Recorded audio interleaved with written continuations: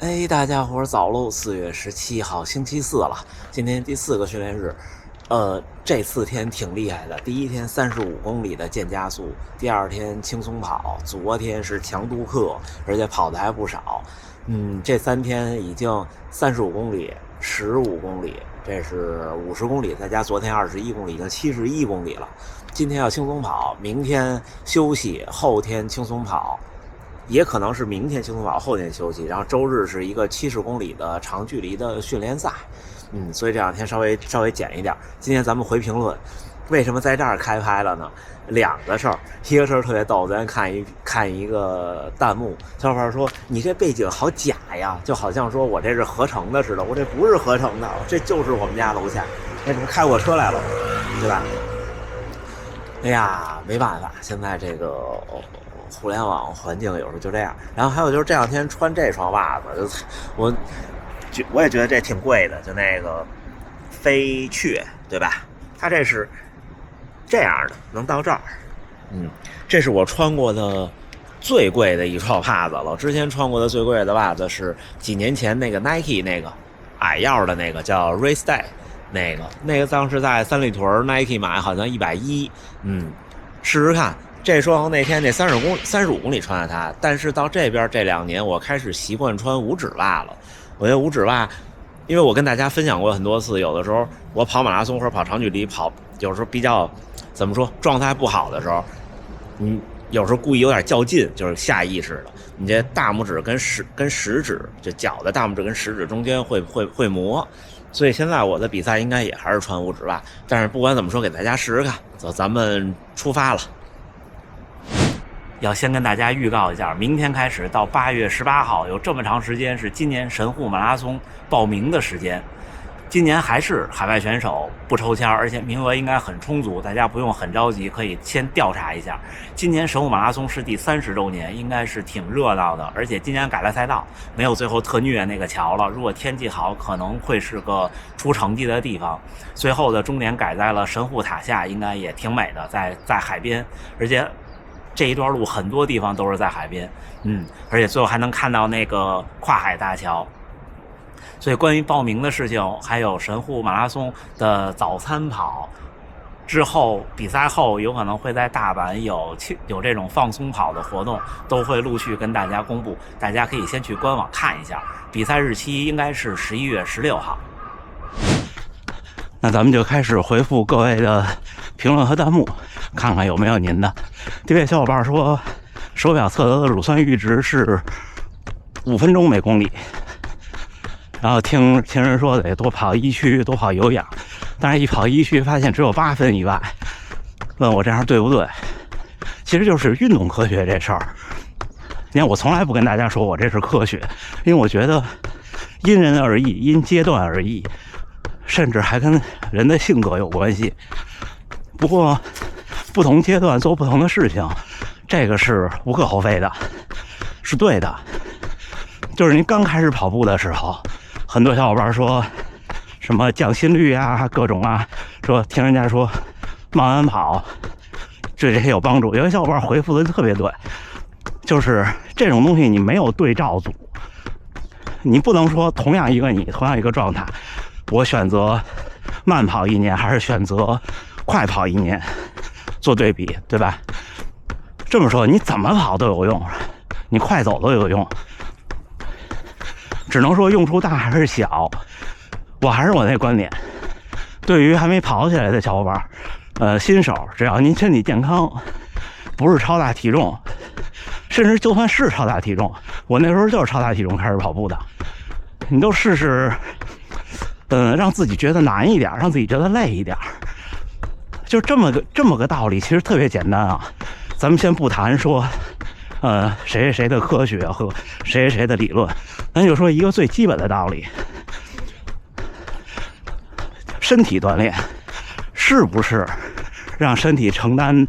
的压力，或者咱们就通俗点说，普通人就是练累了就管用，练完不累就不管用，这是一个特别朴素的道理。有没有说这个事半功倍呢？有，但是大多数人到不了那程度。真心话，绝大多数人到不了那程度，因为你拼的是最后那20%。第一，很多人不需要那20%，更重要一点是，绝大多数我们普通爱好者没有最后那20%的条件。下一位，这位也是特别的有代表性，说从开始跑步，10公里6分配，他用了Maki桑，他用了200公里，然后呢10公里跑进5分配，用了600公里，之后呢到现在已经用了1600公里了，仍然跑不进4分30，这就是我刚才说的那个情况，就是首先马拉松训练的进步，或者所有运动项目的进步，都是越往后越难，而且是成比例的难，这是第一。第二就是不同的阶段得有不同的练法。那天我还回复了一位小伙伴的充电会员的问题，也是这样，就是半马已经可以跑到1小时29、1小时28了，但是全马30公里以上还是不行。我说这都是普通人爱好者必经的阶段。我跟他们说的是，就是不要总看到身边那些1年破3的人，就什么地方都有能力的人，什么地方也都有普通人。我们就是普通人，我5年才破3，这个6年，对吧？你们看我现在成绩还行，但是那不行之前呢，总有人说这人一夜成名，郭老师说的，那哪一夜呢？那之前练了多少呢？对不对？这都是积累和经历。但是回到这个不同阶段来说，就是大多数跑者都会经历这么一个阶段，就是半马已经冲得挺带劲了，全马还是不行。那这个时候就是我说的，加跑量，或者说增加单次跑步的距离是很有效的。像刚才那位说10公里用了1600公里还没跑进430的这种小伙伴呢，就是你要突破一下舒适区。我不认为现在就这个阶段练间歇是有用的，是有意义的，我不认为。我觉得这个阶段阈值或者说行与不行的这种费点劲的有点距离的训练，比方说对他来说8公里左右跑到那种很累是很有用的。而且反正至少当年对我来说是立竿见影的，这是我的真实的当时的经历。为什么不鼓励说现在这个水平的小伙伴跑间歇？因为就是你顶不上去，增加受伤的风险没有必要。而且就算你顶上去了，其实帮助不大。这就接下一个小伙伴的问题，说像我昨天那种400米间歇对破3有用吗？其实我昨天节目最后说了，我觉得没用。我觉得这种短距离要顶到头的这种间歇，马拉松可能跑进2小时50，甚至2小时45，就男性的水平可能才有用，用处也没有那么大，一点点。具体为什么昨天节目后面我说来着，这是我的真实的想法，就是间歇是锦上添花，或者是帮我们能够快一点的捅破一个窗户纸，就是速度。我从中受益，第一次是能把日常的几公里、10公里的训练跑进4分40的配速的时候，那时候跑不进。后来我就开始差不多每一个月有2次周末去北工大操场跑9个1公里。现在想想吧，那个间歇的作用还不如就是跑一个阈值，其实都差不多，就是让你能体会一下全力以赴的感觉。因为你知道就1公里嘛，你不会说像平常跑5公里那样，你怕后边没劲儿，你就是全力以赴的1公里，这样跑一跑确实是有帮助。所以长间歇就是1公里以上的这种，很多小伙伴可以在跑进差不多日常训练能够在4分50以内的时候就可以开始练了。大体重人群跑步瘦下来的，还用不用练腿部力量？是因为腿部力量其实觉得挺强的。他说的这个观点对，就好多胖子瘦下来的那种，腿部力量都比天生就很瘦弱的人强，受伤风险相对低，但是还是要练。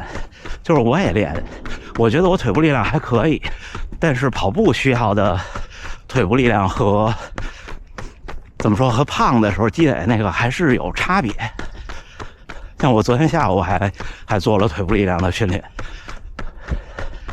有小伙伴问我力量训练怎么练，单腿的硬拉，还有弓箭步，还有体重，负重都是10公斤，然后每一个动作100个不对，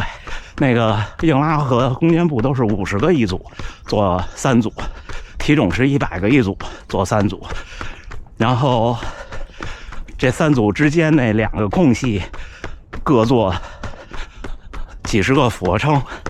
加起来能到60个就行。我上肢没什么力量，也就这样，大概用半个多小时，在室内也很方便，也不出汗。然后最后一个也是很有代表性，就是它的这个出发点很有代表性的一个问题。小伙伴问我昨天说冷水热水冲交替冲腿，先冲冷水还是先冲热水，各冲多长时间？这个其实真的没那么重要，就是大家千万别把跑步马拉松这事儿那么的带引号的神话，它一点都不神秘，就所有体育项目都是你就练吧，对吧？这些也一样，那先冲冷水先冲热水其实不那么重要，真的不那么重要。你夏天的时候先冲冷水舒服点，反正你还是要冲冷水热水这么交替，你也不用管哪一个先结尾。这就跟有人说那个，就我刚开始跑步那2年还都是跑步论坛的时候，还有人跟那儿说应该左脚落地的时候呼气，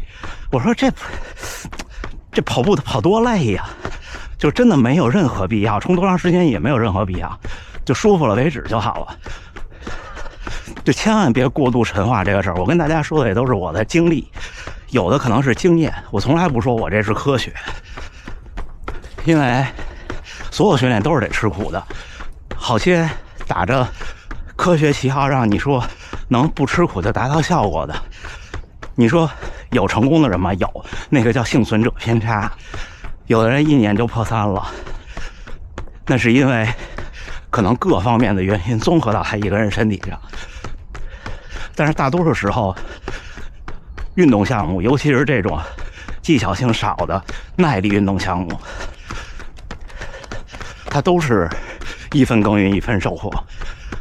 静下心来慢慢跑，不用把自己折磨得太累，也不用把自己弄得太焦虑。你看田中先生他们又在做法特莱克了。行了，准备的评论也回完了，也到了要和观众见面的时间了，咱们就训练之后再聊。4月17号星期四清晨，晨跑结束，今天就不说训练了，13公里轻松跑，5分0几，平均心率132。今天调整一天，明天休息日，然后后天轻松跑，大后天咱们去跑个70公里，对，找家属做点吃的，找个那个跨河大桥底下的阴凉处，还是给大家没准能开直播。对，我有计划，可以看看，有条件给大家开一小段直播，好吗？然后咱们还是周6下午北京时间1点半，还是会有固定时间的直播。行吧，今天跟大家分享一些不成熟的经验，就是你看我今天挺累的，但是呢，累这个感觉是在训练上是美好的，就是你训完练以后呢，至少你得觉得累了，觉得累了就有用。减肥也一样，你也要不然觉得累了，要不然觉得饿了，是不是？你那又不累又特饱，怎么可能越来越瘦呢？马拉松也一样。刚才见那位观众特别带劲，大学教授研究物理的，马拉松2小时37，比我大1岁多的样子，卧虎藏龙，是不是？行，那不跟大家多说了，最后还是祝大家能努力生活，健康平安，咱们下回再见。